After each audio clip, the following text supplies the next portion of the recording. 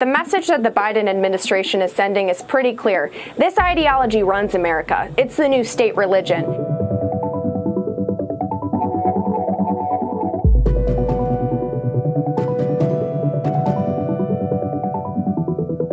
President Joe Biden is urging Americans to push back as Republican bills target the LGBTQIA+ community and transgender youth. The president spoke at a White House Pride event, stating the bills attack America's basic values and freedoms. Some Republican-led states ban teachers from discussing gender or sexuality to young students, and conservative lawmakers propose to pass laws restricting drag performances.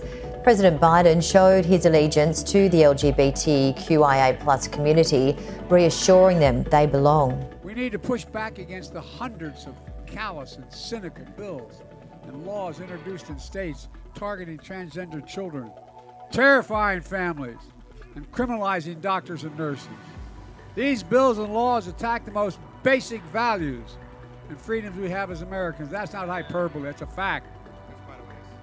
The right to be yourself, the right to make your own health decisions, the right to raise your own children.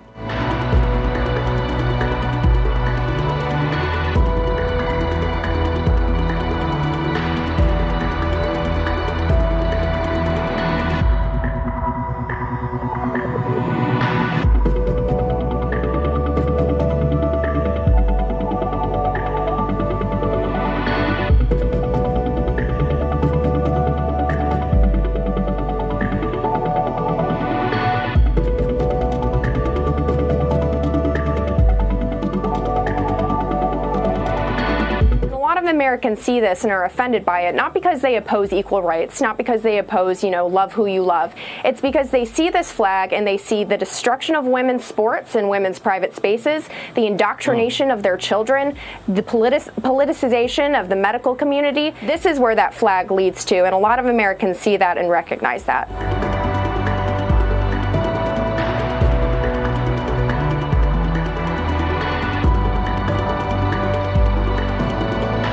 Pride Month is not a new thing. They've been celebrating Pride Month for many, many years, and most American conservatives had no issue with it until it became forceful, until it became the need for acknowledgement, the need for forced celebration, the need for forced validation. That's when you lost people. And then we took LGB and then we added LGBTQIA+++, and then we included men who dress up like women and mock women like influencer Dylan Mulvaney. And then a lot of American conservatives just said, listen, we've had enough. It's okay if you're proud of your sexuality, but why do I have to be proud of your sexuality?